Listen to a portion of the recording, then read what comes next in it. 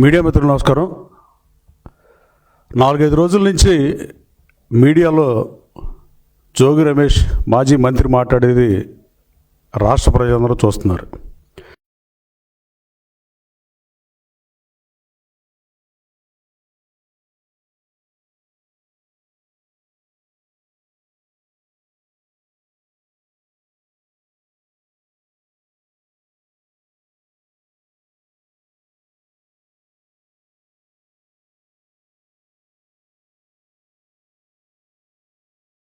Telugu Desam party అధికారంలో ఉన్నప్పుడే, NDA ప్రభుత్వం అధికారంలో ఉన్నప్పుడు విజయవాడలో వైన్ షాపుల్లో నకిలీ మద్యం తాగి 10 మంది చచ్చిపోయిన మాట వాస్తవం కాదా? బారుల్లో కూడా నకిలీ మద్యం సరఫరా అయిందా లేదా? అదే పరిస్థితి 1924 మధ్యలో ఎందుకు బయటపడలేదంటే వైసీపీ ప్రభుత్వం ఉంది కాబట్టి బయటపడలా. ఇప్పుడు 24 నుంచి మళ్ళీ ఎన్డీఏ కూటమి అధికారంలోకి వచ్చేపాటికి మళ్ళీ ఇవన్నీ బయటపడే పరిస్థితి. అలాగే మీరు గతంలో మంత్రి పదవుల కోసం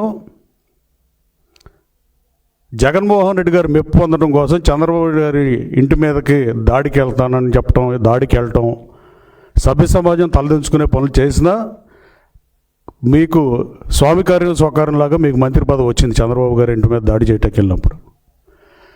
కానీ ఆ తర్వాత కాలంలో ఇప్పుడు ఇవాళ ప్రెస్ మీట్ పెట్టి మీరు మాట్లాడేది మాయల మరాఠీ కథలు ఎవరు చెప్పారు? చంద్రబాబు నాయుడు గారికి, లోకేష్ గారికి ఫోన్ ఇస్తానంటున్నావు. నువ్వు చంద్రబాబు నాయుడు గారు అని మాట్లాడితే ఒక రకంగా ఉంటుంది, కానీ నువ్వు మాట్లాడేది చంద్రబాబు నాయుడు ఎంత దిగజారిపోయావురా అని నువ్వు అనవచ్చా? నువ్వు మనిషివేనా? ఫస్ట్ మనం మనుషులు, తర్వాత రాజకీయాలు, పార్టీలు ఇవన్నీ. సభ్య సమాజం తలదించుకునే భాష మాట్లాడటం, జుగుప్సాకరంగా మాట్లాడటం, 15 ఏళ్ళు ముఖ్యమంత్రి, దాదాపు నీ తండ్రి వయసు ఉన్న ఆయన్ని 75 సంవత్సరాల వయసున్న చంద్రబాబు నాయుడు గారిని అట్లా మాట్లాడటం సహేతుకమా?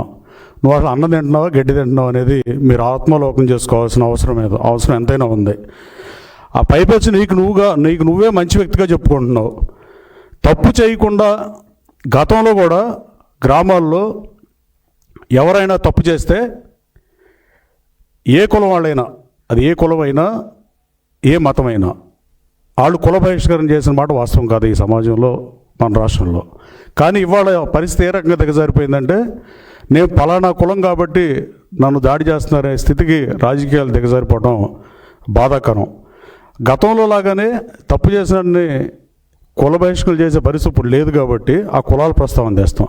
మీరు కులం గురించి, మీ కులానికి నాయకుడిని చెప్పుకుంటాం, గౌడ కులానికి మీరు ఒక్కళ్ళే ఉన్నారని చెప్పుకుంటాం చాలా హాస్యాస్పదం. సర్దార్ గౌతులచ్చన్ గారు, సర్దార్ వల్లభాయ్ పటేల్ తర్వాత సర్దార్ బిరుదును పొందిన ఏకైక నాయకుడు సర్దార్ గౌతులచ్చన్ గారు. గౌతులచ్చన్ గారు గురువు, గుంటూరు మాజీ పార్లమెంటు సభ్యుడు ఆచార్య ఎన్జి రంగ గారు, స్వాతంత్ర సమరయోధుడు రంగ గారు ఓడిపోతే గుంటూరులో ఆయన పార్లమెంట్ సభ్యత్వానికి రాజీనామా చేసి అక్కడి నుంచి వాళ్ళ గురువు ఓడిపోవటాన్ని జీర్ణించుకోలేక ఆయన ఎన్జి రంగయ్య కమ్మకులొస్తాడు. ఈయన్ని తీసుకెళ్ళి ఆయన రాజీనామా చేసి ఆయన స్థానం నుంచి మళ్ళీ ఎంపీగా నిలబెట్టిన చరిత్ర అయింది. అట్లాంటి మహోన్నత నాయకులు చెప్పుకోవాల్సింది కులానికి నాయకుడిని చెప్పుకునే అర్హత అట్లాంటి మహానుభావులకు ఉంటుంది, కానీ మీలాగా మాట్లాడే వాళ్ళకి ఉంటుందని నేను అనుకోవట్లా. అలాగే మీరు కులం గురించి వాళ్ళు మాట్లాడుతున్నారు. ఇప్పుడు కూడా జిల్లా పరిషత్ చైర్పర్సన్గా ఉన్న ఉప్పాల హారిక అనే ఆవిడ కూడా గౌడ సామాజిక వర్గానికి చెందిన ఆవిడను ప్రోటోకాల్ ప్రకారం అన్నా ఎప్పుడన్నా పిలిచావా మంత్రిగా ఉన్నప్పుడు? నేను ఓపెనింగ్లకి, శంకుస్థాపనలకి, గవర్నమెంట్ ప్రోటోకాల్ అఫీషియల్ ప్రోగ్రామ్స్కి వచ్చినప్పుడు కూడా నువ్వు కనీసం వాళ్ళు రానియలేదు మాట వాస్తవం కాదా? మీ ఇద్దరు ఒకే పార్టీలో ఉన్నా కూడా ఇది కాదనలేని నిజం. కావాలైతే పెడన శాసనసభ్యుడు సౌమ్యుడు సోదరుడు ఇక్కడే ఉన్నాడు, ఈయన చెప్తారు తర్వాత నీ గురించి. అలాగే పెడన నియోజకవర్గ ప్రజలు నేను 2009లో ఆదరించి గెలిపిస్తే 2014 ఎన్నికల కల్లా అక్కడి నుంచి వచ్చేసావు. మళ్ళీ అక్కడి నుంచి పారిపోయి ఇంకో కాన్స్టిట్యున్సీలో పోటీ చేసినా మళ్ళీ 19లో నువ్వు వెళ్తే నిన్ను గెలిపించి మంత్రిని చేశారు. అయినా మళ్ళీ వాళ్ళకి వెన్నుపోటు పొడిచి పెడను వదిలేసి వచ్చి మళ్ళీ పెనమలూరులో పోటీ చేసిన పరిస్థితి. అంటే అక్కడ పెడన్లో నుంచి ఎందుకు వచ్చాడో సోదరుడు చెప్పాల్సిన అవసరం ఉంది. పవర్లో ఉన్నప్పుడు చంద్రబాబు నాయుడు గారి ఇంటి మీదకి వెళ్తాం, నేను మగాడిని అని చెప్పడం పెద్ద మ్యాటర్ అని నేను భావించట్లా. పవర్లో ఉన్నప్పుడు మగాళ్ళు అయినా లేడీస్ అయినా ట్రాన్స్జెండర్ అయినా ఎవరైనా వెళ్తారు. పవర్ లేనప్పుడు వెళ్తే నేను మగాడిని అని చెప్పొచ్చు నువ్వు. ఆ రోజున చంద్రబాబు నాయుడు గారి ఇంటి మీద దాడి చేస్తానికి వెళ్ళి నువ్వు ఇవాళ నీకు ఆ ధైర్యం దమ్ము ఉంటే ఇప్పుడు చంద్రబాబు గారి ఇంటి గేటు తాకు, అప్పుడు తెలుస్తుంది నీకు. అలాగే ఎన్నికల సమయంలో కొందరు వైఎస్ఆర్సీపీ నాయకులు కూడా చాలామంది చంద్రబాబు నాయుడు గారు నా మీద పోటీ చేయండి, లోకేష్ బాబు నా మీద పోటీ చేయి, పవన్ కళ్యాణ్ గారు నా మీద పోటీ చేయని మాట్లాడారు. ఇవాళ అట్లా మాట్లాడినాడు ఎవడో కనపట్ల. కనీసం మీరు ఇప్పుడు కూడా వచ్చి ప్రతిపక్ష పార్టీలో ఉన్నప్పుడు కూడా ప్రభుత్వానికి వ్యతిరేకంగా మాట్లాడే దమ్ముంటే మిమ్మల్ని కనీసం వైసీపీ కార్యకర్తలైనా మగాళ్ళుగా భావిస్తారు. కానీ మీరు పవర్ ఉన్నప్పుడు ఒక రకంగా, పవర్ లేనప్పుడు ఒక రకంగా, పవర్ ఉన్నప్పుడేమో పిచ్చివాగుడు వాగి, పవర్ లేనప్పుడు కార్యకర్తలు గాలికి వదిలేసి వెళ్ళిపోయారని మీ పార్టీ కార్యకర్తలు చర్చించుకునే పరిస్థితి. అలాగే ఈ జిల్లా పరిషత్ చైర్మన్ విషయం ఎలా ఉంటే ఓ సామెత ఉంటుంది తెలుగులో, జోగి జోగి రాసుకుంటే బూడిద రాలిద్ది అని. అసలు జోగి రమేష్తో ఏమి ఆడకుండా కూడా బూడిద రాలుతున్నాడు ఆయన. ఇంతకన్నా దౌర్భాగ్యకర రాజకీయాలు. కృష్ణా జిల్లా మహోన్నత చరిత్ర కలిగిన జిల్లా, రాష్ట్ర రాజకీయాలు శాసించిన జిల్లా. అలాగే పెంగళ వెంగయ్య గారు మహానుభావుడు దేశానికి ఎజెండాలు ఏ నాయకుడు ఎజెండా అయినా స్వాతంత్రం దేటం అయితే సుభాష్ చంద్రబోస్ అయినా, భగత్ సింగ్ అయినా, ఎవరిదైనా, గాంధీ గారిదైనా ఒకళ్ళు ఒక వేలో వెళ్ళినా ఈ దేశానికి ఎజెండా స్వాతంత్ర దేశమైనా జెండా కావాలని చెప్పి ఆ జెండాను రూపొందించిన వాసి కృష్ణా జిల్లా వాసి అని చెప్పుకోవడంలో గర్వపడవచ్చు. ఆయనకి సముచిత స్థానం దక్కలేదని నేను బలంగా నమ్ముతున్నా. ఆయనకి అలాగే పివి నరసింహారావు తెలుగు బిడ్డ అని చెప్పడంలో దేశాన్ని ముందుకు తీసుకెళ్ళాడని చెప్పడానికి తెలుగుడిగా గర్వపడవచ్చు. అలాగే భోగరాజు పట్టాభి సీతారామయ్య గారు, లేకపోతే ఐదవర కాళేశ్వరరావు గారు, తొలి శాసనసభ స్పీకరు, వీళ్ళు మహానుభావులు కృష్ణా జిల్లా నుంచి వచ్చారు. కాకాని వెంకటరత్నం గారు, వీళ్ళు బ్యాంకులు స్థాపించారు ప్రజల కోసం, రైతుల కోసం, అలాగే డైరీలు స్థాపించారని. కానీ విశ్వనాథ్ సత్యనారాయణ గారి గురించో ఇటు కృష్ణా జిల్లా మహోన్నత చరిత్ర కలిగిన జిల్లాలో ఎన్టీ రామారావు గారు రాజకీయ పార్టీ పెట్టి జిల్లా నుంచి నిమ్మకూరులో పుట్టిన బడుగు 15 వర్గాలకు రాజ్యాధికారం కట్టబెడితే నీలాంటి వాళ్ళు కృష్ణా జిల్లా నుంచి నువ్వు ఇంకా కొంతమంది మాజీ మంత్రులు ఆ రోజు ఎవరైతే బూతులు తిడితే మంత్రి పదవులతో బూతులు తిట్టారో, తెలుగు భాషని అగౌరవపరిచారో, ఇడియట్స్ అని జనం అనుకున్నారో, మీరందరూ ఇదే జిల్లాకి చెప్పడం కృష్ణా జిల్లాకి తలవంపులు తేటం కాదని నేను సూటిగా ప్రశ్నిస్తున్నా. దయచేసి నీ భాష మీద ఇప్పటికైనా కంట్రోల్ తెచ్చుకోవాల్సిందిగా కోరుతూ, చంద్రబాబు నాయుడు గారిని మాట్లాడేటప్పుడు ముందు వెనక చూసుకుని మాట్లాడు. సీట్లు రాని వాళ్ళందరూ ఆ రోజు మంత్రులు వస్తున్నాయని మాట్లాడారు, ఇవాళ సీట్లు రాని వాళ్ళందరూ గుడివాడ అమర్నాథ్ గారు సీట్ ఇంతవరకు గ్యారంటీ లేదు, ఏ సీట్ ఇస్తారు. అట్లాగే జోగి రమేష్ అని ఆయనకి ఏ సీట్ ఇస్తారో గ్యారంటీ లేదు. ఇట్లా సీట్లు గ్యారంటీ లేని వాళ్ళందరూ ఆ రోజున చంద్రబాబు నాయుడు గారు 23 సీట్లు వచ్చినాయని మీరు మాట్లాడినప్పుడు చంద్రబాబు గారు ప్రతిపక్ష హోదా తీసేద్దామని చెప్పి ఎమ్మెల్యేలను కొనుగోలు చేసినా మీకు జనం ప్రతిపక్ష హోదా ఇవ్వకపోయినా మీరు ప్రతిపక్ష హోదా కావాలని అడుగుతారు. అట్లాగే ఆ రోజు 24 మంది శాసనసభ్యులు ఓడిపోతే 19 మంది ఇన్ఛార్జీలని జగన్మోహన్ రెడ్డి తీసిన మాట వాస్తవం కాదు. అంటే 81% ఆఫ్ ఇన్ఛార్జీలు మీరు తీసేశారు ఓడిపోయారనే కారణంతో. అలాగే ఆయన తల్లిగారిని కూడా వైజాగ్లో ఓడిపోయిందని పక్కన పెట్టారేమో అని అనుమానం కలగాల్సిన పరిస్థితి. కానీ ఇవాళ 164 మంది శాసనసభ్యులు ఓడిపోతే 81% అంటే దాదాపు 132 మంది అభ్యర్థుల్ని మార్చేస్తాడేమో జగన్మోహన్ రెడ్డి అనే భయంతో మీరు చంద్రబాబు గారి మీద, లోకేష్ బాబు మీద, పవన్ కళ్యాణ్ గారి మీద అవాకులు చవాకులు పేలిస్తే మీకు సీట్ కన్ఫర్మ్ అవుతుందనే ఉద్దేశం మీకు ఉండే ఈ ప్రెస్కి వచ్చే అడ్డగోలుగా మాట్లాడుతున్నారు. నేను బలంగా నమ్ముతున్నా. ఇక నుంచైనా జోగి రమేష్ గారు నీ భాష సరిచూసుకో, సంస్కారం నేర్చుకోమని హితవు పలుకుతున్నా. Thank you.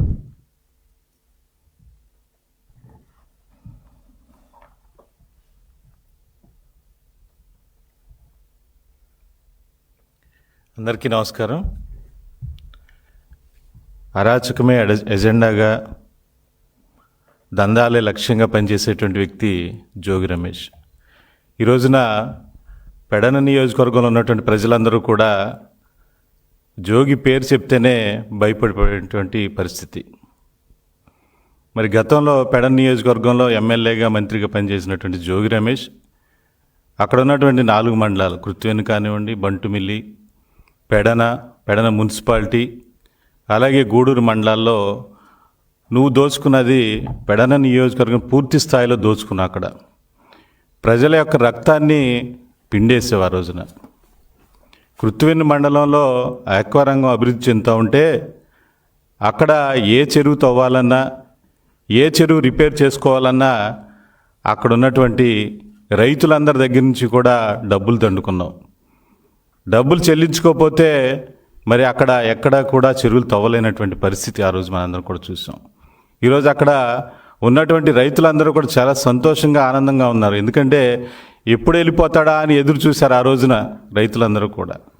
అలాగే మరి బంటుమిల్లి పెడన మండలాల్లో చూసినట్టయితే అక్కడ ఉన్నటువంటి మట్టి ఏదైతే ఉందో బంటుమిల్లి పెడన గూడూరుకి సంబంధించినటువంటి ఆ బొసుగునంతటినీ కూడా అమ్మేసి ప్రతి సంవత్సరం కూడా కోట్లాది రూపాయలు మరి నీ జేబులో నింపుకోలేదని చెప్పేసి అడుగుతా ఉన్నాను.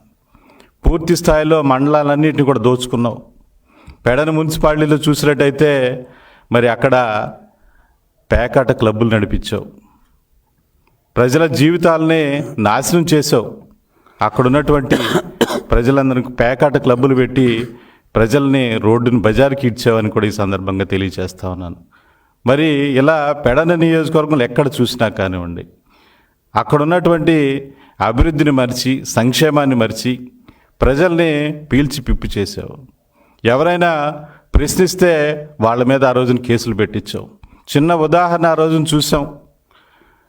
రోడ్డు మీద వెళ్తూ ఉంటే టోల్గేట్ దగ్గర ఒక కుర్రవాడు లేచి నుంచోలేదంటే తీసుకెళ్ళి ఆ రోజున జైల్లో పెట్టించావు. అదేవిధంగా మరి బ్యానర్లు కడితే వాళ్ళ మీద కేసులు పెట్టించావు. ఎక్కడో మీటింగ్ చెప్తా ఉంటే ఆ చివరి నా కుర్రాడు ఎక్కడ బండి మీద కూర్చున్నాడంటే ఆ కుర్రాడిని తీసుకెళ్ళి స్టేషన్కి పిలిచినటువంటి సంఘటనలు కోకొల్లలుగా ఉన్నాయి. అలాగే చూసినట్టయితే ప్రజలందరూ కూడా ఆ రోజున చేదరించుకున్నారు. ఆ రోజున ఫ్రస్ట్రేషన్లో ఉన్నటువంటి ప్రజలు కూడా నువ్వు చివరిసారిగా అక్కడ జింజేరు గ్రామంలో కూడా నువ్వు పర్యటన చేస్తూ ఉంటే నిన్ను ఆ ఊరు నుంచి కదలనీయకుండా అక్కడికి నిలబెట్టారు లేదా ఆ రోజు మనందరం చూస్తూ ఉన్నాం. ఈ రోజున ఎక్కడా కూడా కదలలేనటువంటి పరిస్థితి. జనాలందరూ కూడా గ్రామస్తులందరూ కూడా నీ మీద నీ కారుకి అడ్డంగా నిల్చోబెట్టి అక్రమంగా కుర్రాడిని అరెస్ట్ చేస్తే ఆ కుర్రాడిని స్టేషన్ నుంచి మళ్ళీ ఊరికి తీసుకొచ్చే వరకు కూడా నేను ఆ గ్రామం నుంచి కదలలేదు. అంటే నువ్వు చెప్పేదన్నీ కూడా నీతి మాటలు చెప్పినట్టుగా చెప్తా ఉంటావు. అంటే ప్రజలందరినీ కూడా ఏ విధంగా మోసం చేసావు, నియోజకవర్గాన్ని ఏ విధంగా దండుకున్నావో మనందరం కూడా చూసాం ఆ రోజున. అక్కడ ప్రజలందరూ కూడా చీకొడితే పెనంలూరులో పడ్డావు. పెనంలూరులో వాళ్ళు కూడా అర్థమైపోయింది నెల రోజుల్లోనే అక్కడ కూడా ఏ విధంగా దోచుకున్నావో. అక్కడ చూసినట్టయితే అక్కడ ఉన్నటువంటి ప్రజలందరూ కూడా చిత్తుగా ఓడించి నిన్ను ఇంటికి పంపించారు. అయినా సరే బుద్ధి తెచ్చుకోకుండా ఈ రోజున మైలువరం చేరుకుని మరి అక్కడ మళ్ళీ నీ డ్రామాలన్నింటినీ కూడా ఈ రోజున మొదలుపెట్టావు. అంటే పైనుంచి మీ జగన్మోహన్ రెడ్డి గారు ఆదేశాలు ఆయన్ని ప్రసన్నం చేసుకోవాలని చెప్పేసి రెడ్ హ్యాండెడ్గా ఈ రోజున బుక్ అయిపోయావు, దొరికిపోయావు. అంటే కూటమి ప్రభుత్వం ఈ రోజున మంచి కార్యక్రమాలు చేస్తూ ఇచ్చిన హామీలన్నింటినీ కూడా నెరవేరుస్తూ అభివృద్ధి సంక్షేమాన్ని ప్రజలందరికీ కూడా అందిస్తూ రాష్ట్రాన్ని అభివృద్ధి చేస్తూ ఉన్నటువంటి చంద్రబాబు నాయుడు గారి మీద, పవన్ కళ్యాణ్ గారి మీద, లోకేష్ బాబు గారి మీద ఈ రోజున ఇష్టానుసారంగా పిచ్చి ప్రలాపనలు చేస్తూ మరి నకిలీ మద్యం కుంభకోణాన్ని ఈ రోజున మొదలుపెట్టావు. అడ్డంగా దొరికిపోయావు. ఎవరైతే నిందితుడు ఉన్నాడో జనార్దన్ రావు గారు, మరి ఆయన జనార్దన్ రావు ఏదైతే పూర్తి స్థాయిలో వాటన్నిటిని కూడా క్లియర్ కట్గా చెప్పడం మనందరం కూడా చూసాం. అతను జోగి రమేష్ ఆదేశాలతో నేను ఈ నకిలీ మద్యాన్ని ప్రారంభించాను, గత ప్రభుత్వంలో కూడా నేను చేశాను, కానీ కూటమి ప్రభుత్వం భయం వేసి నేను వెళ్ళిపోయాను, అయినా ఆయన పిలిపించి మరి కూటమి ప్రభుత్వాన్ని బద్నాం చేయాలి అని చెప్పేసి ఈ రోజున నాకు ఆదేశాలు ఇచ్చాడని చెప్పి కూడా ఆయన క్లియర్ కట్గా ఈరోజు చెప్తా ఉంటే ఈ రోజున నువ్వు బొంకుతా ఉన్నావా? మళ్ళీ ప్రజలు మోసం చేయాలని మాట్లాడుతూ ఉన్నావు. నువ్వు తప్పు చేసినటువంటి ప్రతిసారి కూడా బీసీ కులం అంటావు, గౌడు కులం అని చెప్పేసి చెప్తా ఉన్నావు. ఈ రోజున గత ప్రభుత్వంలో మీ ప్రభుత్వం అధికారంలో ఉన్నటువంటి సమయంలో బీసీ నాయకత్వాన్ని అణగదొక్కాలని ఏ విధంగా చేసిందో మనందరం కూడా చూసాం. కొల్లు రవీంద్ర గారిని, అయ్యన్న పాత్రుడు గారిని, అచ్చెన్నాయుడు గారిని, ఇలాంటి అనేక మంది బీసీ సోదరులను, బీసీ మాజీ మంత్రులు ఎవరైతే ఉన్నారో వాళ్ళందరి మీద అక్రమంగా కేసులు బనాయించి జైల్లో పెట్టించారు ఆ రోజున. కానీ ఈ రోజున నీకు బీసీ కులం గుర్తొస్తుందా అని చెప్పేసి అడుగుతా ఉన్నాను. అంటే తప్పు చేస్తేనేమో కులాలని రెచ్చగొడతా ఉంటావా? గౌడు కులం అని చెప్పి చెప్తా ఉన్నావు. ఆ రోజున చిన్న కుర్రవాడు అమర్నాథ్ గౌడ్ అనేటువంటి కుర్రవాడిని చంపేస్తే న్యాయం చేయమని గౌడు కులానికి సంబంధించిన సంఘీయులు ఎవరైతే ఉంటారో వాళ్ళందరూ కూడా వెళ్ళి ఆ రోజున అక్కడ అడిగితే నువ్వేమన్నావు? ఒక్కసారి గుర్తు చేసుకో. కులాలు కూడు పెడతాయా అని చెప్పేసాను. అంటే నీ పైన మెప్పు పొందటానికేమో నీ ఇష్టానుసారంగా మాట్లాడతావు. నువ్వు తప్పు చేసేసి అది తప్పు అని చెప్తే మాత్రం నీ కులాలను అంటగట్టి కులాలను రెచ్చగొట్టే విధంగా ఈరోజున మాట్లాడుతా ఉన్నావు. అంటే నువ్వేమైనా గౌడు కులానికి ఏమైనా అధిపతిలాగా ఉన్నావా చెప్పండి? ఎంతోమంది మహనీయులు ఈ రోజున నాయకులు మరి గౌడు కులంలో పుట్టి ఎంతో మంచి కార్యక్రమాలు చేసి మంచి పేరు తీసుకొస్తే ఆ పేరుని చెడగొట్టే విధంగా ఈ రోజున జోగి రమేష్ చేస్తూ ఉన్నారని కూడా ఈ సందర్భంగా తెలియజేస్తూ ఉన్నాను. తప్పకుండా ఇదేంటంటే కేవలం కూటమి ప్రభుత్వాన్ని మీద బురద చల్లాలంటే లక్ష్యంతో ఈ రోజున జోగి రమేష్ చేస్తూ ఉన్నాడు. ఎవరు చెప్పకుండానే ప్రమాణాలు చేస్తానని చెప్పేసి ఈరోజు చెప్తా ఉన్నాడు. నువ్వు చేయాల్సింది ప్రమాణాలు కాదు, నకిలీ మధ్యలో దొరికిపోయిన నువ్వు చెంపలేసుకుని ప్రజలకు క్షమాపణ చెప్పాలి. కాబట్టి ఎవరిని వదిలేటువంటి ప్రసక్తి లేదు. అధికారులందరూ కూడా పూర్తి స్థాయిలో ఈరోజు దర్యాప్తు చేస్తూ ఉన్నారు. అందరికీ కూడా మరి ఎవరైతే నిందితులు ఉన్నారో నీతో సహా జైలుకి వెళ్ళేటువంటి పరిస్థితి ఉందని చెప్పి ఈ సందర్భంగా తెలియజేసుకుంటూ పిచ్చి పిచ్చి ప్రేలాపనలు చేయకుండా నిజంగానే నువ్వు చేసావు కాబట్టి తప్పును ఒప్పుకోవాల్సిందిగా కోరుతా ఉన్నాం. అలాగదు ఇప్పుడు సోదరుడు చెప్పినట్టుగా పెడన శాసనసభ్యుడు వీళ్ళ తండ్రి కూడా కాగిత వెంకటరావు 1985 నుంచి వీళ్ళ కుటుంబమే పోటీ చేస్తుంది పెడనలో. ఎదురాళ్ళు మారారు తప్ప వీళ్ళు మారల. వాళ్ళు ఆయన చెప్పిన ఆరోపణల మీద జోగి రమేష్ కనుక ఆయన వచ్చి ప్రమాణం చేస్తానంటే కృష్ణప్రసాద్ సిద్ధంగా ఉన్నాడు. నువ్వు చంద్రబాబు నాయుడు గారిని, లోకేష్ బాబుని, జోగి రమేష్ గారు మీరు ఏమడుగుతున్నారు? వెంకటేశ్వర స్వామి గుడికి కానీ కాణిపాకం గుడికి కానీ కనీసం అంట ఆ భాష ఏంటో మరి నాకు అర్థం కాలేదు, కానీ ఊళ్ళో ఉన్న అమ్మవారిది కనకదుర్గం తల్లి గుడికి కానీ వచ్చి ప్రమాణం చేస్తారా అని మీరు సవాల్ చేస్తున్నారు. చంద్రబాబు నాయుడు గారు, లోకేష్ గారు దాకా ఎందుకు? నేను వస్తా గుడికి, ఏ గుడికి రమ్మంటావు చెప్పు, నేను రెడీగా ఉన్నా. అలాగే ఇప్పుడు సోదరుడు చేసిన ఆరోపణల మీద సోదరుడు కూడా రెడీగా ఉన్నాడు. అంటే దొరికిపోయిన తర్వాత ఇట్టగా మాట్లాడతారు. గురు గోవిందగంజ సామెతలాగా జోగి రమేష్ గారు మాట్లాడుతున్నారనడంలో ఏమాత్రం అణువంతైనా సందేహం లేదు. కృష్ణా జిల్లా ఖ్యాతిని మీరు నిలబెట్టకపోయినా కృష్ణా జిల్లాని గబ్బు పట్టించి గతంలో ఆ గుడివాడ అతను కానీ వీళ్ళు మాట్లాడిన పిచ్చి వాగుడు పిచ్చి భాషకి జిల్లా పరువు బజారును పడింది. మళ్ళీ కృష్ణా జిల్లా పరువుని నువ్వు దిగజారుద్దాం సీట్ కోసం అనుకుంటే ఇది భావ్యం కాదని తెలియజేస్తున్నా.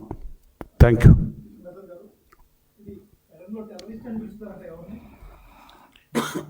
పెడన్ నియోజకవర్గ ప్రజలందరూ కూడా ఈ రోజున భయపడిపోవడానికి కారణం ఏంటంటే అక్కడ ఆయన చేసినటువంటి అరాచకాల వల్ల. ఈ రోజున అక్కడ ఉన్నటువంటి టెర్రరిస్ట్ లాగానే జోగి రమేష్ని భావిస్తూ ఉన్నారు. నియోజకవర్గంలో ఈ రోజున అడుగుపెట్టేటువంటి పరిస్థితి లేదు. పక్క జిల్లాలకు పారిపోయి ఈ రోజున అక్కడికి వెళ్ళి ఇటువంటి అరాచకాలు చేస్తూ ఉన్నాడు. ఎకరం అరెకరం కూడా తవ్వుకునేటువంటి రైతుల దగ్గర కూడా వేలకు వేలు దండుకున్నాడు. లేకుంటే కనుక అక్కడ తవ్వేటువంటి పరిస్థితి లేదు. ఒక శ్రీనివాసరెడ్డి అనేటువంటి ఒక వ్యక్తిని పెట్టుకుని అతని ద్వారా అక్కడ ఉన్నటువంటి రైతులందరి దగ్గర కూడా దోపిడీ చేసేవాడు. ఎవరైనా పూర్తి స్థాయిలో పర్మిషన్లు పెట్టుకుని కూడా ఫిషరీస్ డిపార్ట్మెంట్ నుంచి పర్మిషన్లు తీసుకుని కూడా అక్కడికి వెళ్ళి ఆ చెరువులు కనుక తవ్వుకుంటా ఉంటే అధికారులను పంపించి బెదిరించి వాళ్ళ దగ్గర డబ్బులన్నీ కూడా దండుకునేటువంటి పరిస్థితి జోగి రమేష్ ఆ రోజు పెడన్ నియోజకవర్గం అరాచకాలు చేశాడు.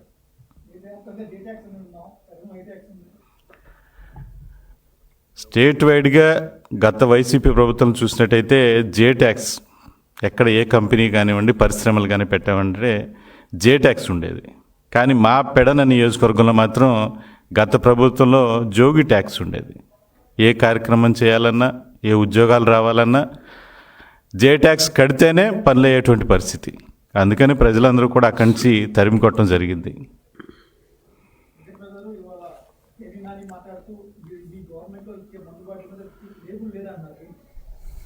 లేబుల్ అంటే బార్ కూడా అదే 1924 మధ్యలో ఉందా? 1924 మధ్యలో క్యాష్తో బిజినెస్ చేసిన ప్రభుత్వానికి కోడలతో పని లేదు. 14-19 మధ్యలో బార్కోడ్ ప్రవేశపెట్టిందే ఆ రోజున్న ఎన్డీఏ ప్రభుత్వం ప్రవేశపెట్టింది. అలాగే ఇప్పటికీ అది అమల్లోనే ఉంది. చెక్ చేసుకోవచ్చు కదా వెళ్ళి. ఇంకా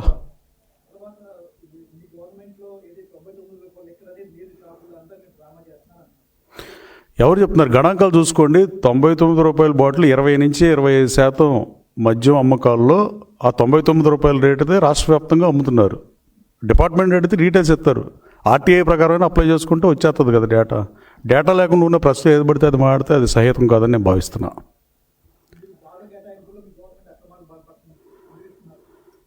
కలెక్టర్ల సమక్షంలో లాటరీ తీస్తే కూడా బెదిరిస్తారా?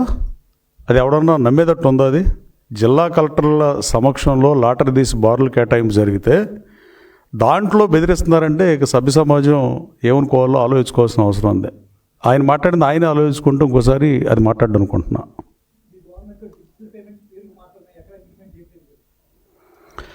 డిజిటల్ పేమెంట్స్ కూడా 25% డిజిటల్ పేమెంట్స్ జరుగుతున్నాయి. దానికి కారణం మీ ప్రభుత్వమే. గతంలో మీరు అసలు డిజిటల్ పేమెంట్ అనేది లేకుండా అంతా క్యాష్ తీసుకున్నారు కాబట్టి ఇప్పుడు 25% అయితే డెఫినెట్గా జరుగుతుంది. మీరు చెక్ చేసుకోవచ్చు వచ్చి ఆ ఎక్సైజ్ ఆఫీస్కి వెళ్తే ఎక్సైజ్ మధ్య దగ్గర డేటా తీసుకుంటే మీకు డేటా ఇస్తారు.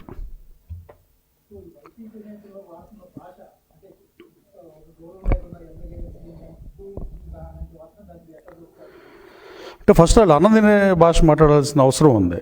అంటే తెలుగు భాషకి నగుబాటు గురి చేసే విధంగా మాట్లాడి అలాంటి భాష మాట్లాడి పనికిమాలిన వాళ్ళందరినీ మంత్రులుగా పెట్టుకోవడం వల్లే జగన్మోహన్ రెడ్డి 11 సీట్లకు పరిమితం అయ్యాడనే చారిత్రాత్మక నిజాన్ని ఆయన గుర్తించకుండా ఇంకా అదే మాజీ మంత్రులతో అదే పదప్రయోగాలు అదే భాష వాడితే వాళ్ళకి ఈ రాష్ట్రంలో రాబోయే కాలంలో ప్రజల నుంచి ఇంకా తిరస్కరణకు గురయ్యే అవకాశం 100% ఉంది. వాళ్ళు సీట్లు కేటాయించుకోవడం కోసం మాట్లాడుతున్నారని నేను భావిస్తున్నాను. ఇందాక చెప్పా, అంతకుముందు మంత్రి పదవులు వస్తాయని జగన్మోహన్ రెడ్డి గారి మెప్పు కోసం తిట్టారు. ఇప్పుడేమో సీట్లు కన్ఫర్మ్ చేసుకుందాం, ఏ ఊరు ఏ ఇన్ఛార్జ్ ఎవరనేది మాట్లాడుకుందాం అని వాళ్ళకి భయం కూడా ఉంది. 24 మంది ఓడిపోతే 19 మందిని మార్చారు. ఇప్పుడు 132 మందిని మారుతారు. 164 మందిలో మనం ఎక్కడోసారి సీటు ఇప్పుడు జోగి రమేష్ సీట్ కన్ఫర్మ్ కాదు, ఎక్కడో అయింది. ఆయన పెడ నుంచి పెనలూరు నుంచి పోటీ చేశారు. పెనలూరు నుంచి పోటీ చేసిన తర్వాత మరి మైలవరంలో పనిచేస్తున్నాడు ఆయన. అట్లాగే అమర్నాథ్ గారు కానీ ఇంకెవరో వైసీపీ నాయకులు చాలామంది. ఇక ఆయన మెప్పు కోసం వీళ్ళని తిడితే సమాజం హర్షిస్తుందో లేదో మనం చూశారు. ఇకైనా బుద్ధి తెచ్చుకుంటే బెటర్ అని నేను భావిస్తున్నా.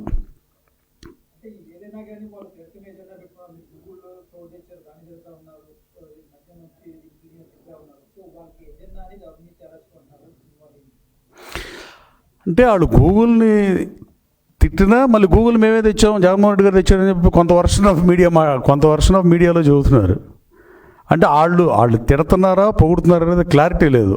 ఒకళ్ళు ఇక్కడ శ్రీకాకుళంలో ఒక మాట్లాడాయని ఒకటి మాట్లాడుతున్నాడు, విజయవాడలో ఒక ఆయన మాట్లాడుతున్నాడు, రాయలసీమలో ఇంకో నాయకుడు వాళ్ళ పార్టీ నుంచి ఇంకోటి మాట్లాడుతున్నారు. ఫస్ట్ వాళ్ళు క్లారిటీ తెచ్చుకుని మాట్లాడితే వాళ్ళతో నేను గూగుల్ డేటా సెంటర్ మీద అయితే బహిరంగ చర్చకు సిద్ధమని చెప్పి మరి నాకైతే ఎవరు చర్చ చేద్దామని ఎవరు కాల్ అయితే రాలే. నాకు వస్తే నేను సిద్ధం.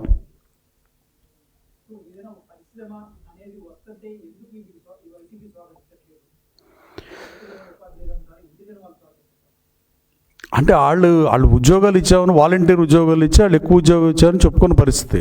ఇప్పుడు మైక్రోసాఫ్ట్ కంపెనీ నేను మొన్న ప్రెస్ మీట్లో చెప్పి మళ్ళీ అదే చెప్పడం వేస్ట్, కానీ 20-25 మంది మాత్రమే మైక్రోసాఫ్ట్ పెట్టినప్పుడు ఉద్యోగాలు వచ్చినాయి హైదరాబాద్లో. ఇవాళ 10,000 మంది పైన 25,000 ఇండియాలో పనిచేస్తుంటే 10,000 పైన హైదరాబాద్ మైక్రోసాఫ్ట్ క్యాంపస్ నుంచి పనిచేస్తున్న పరిస్థితి. వాళ్ళకి అంతకుమించి తెలియదు. మనకు తెలియని వాళ్ళకి చెవిటాడు ముందు శంఖ పొందినట్టే. ఇక వాళ్ళకి మనం ఎంతసేపు చెప్పినా వాళ్ళు మాడదాం ముందు వాళ్ళు మాడితే మనం ఏం చేస్తాం? సమాజంలో టీచర్ అన్నా చెప్తాడు. ఇప్పుడు చంద్రబాబు నాయుడు గారి ఇంటి మీదకి వెళ్తుంది తప్పు అని జగన్మోహన్ రెడ్డి గారు చెప్తే డిఫరెంట్గా ఉండేది. ఇప్పుడు జగన్మోహన్ రెడ్డి గారి ఇంటి దగ్గరికి ఎవరన్నా తెలుగుదేశం నాయకులు వెళ్తే చంద్రబాబు నాయుడు గారు సస్పెండ్ చేస్తాడు గ్యారంటీగా. దాంట్లో ఏం అనుమానం లేదు. అది లీడర్ని బట్టి ఉంటుంది. ఇప్పటికైనా వైసీపీ వాస్తవాలు గ్రహించుకుంటే బెటరు. ఎట్టి పరిస్థితుల్లో వాళ్ళు వాడే భాష ప్రతి ఆంధ్రుడు అభ్యంతరకరం అని భావించే పరిస్థితి. వాళ్ళు మాత్రం భావించట్లా. వాళ్ళు ఎప్పుడు భావిస్తారో ఆ దేవుడు వాళ్ళకి ఆ బుద్ధి ప్రసాదించాలని కోరుకుంటున్నా.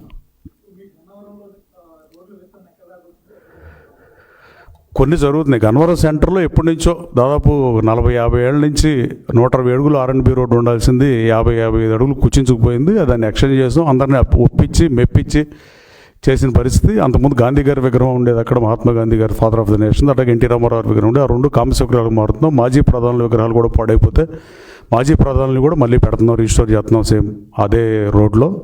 అది 120 feet రోడ్డుగా అభివృద్ధి చేస్తున్నాం. నూనెలో కూడా చేయబోతున్నాం. గ్రీనరీ కానీ గన్నవరం అభివృద్ధి ధ్యేయంగా పనిచేస్తున్నాం. Thank you.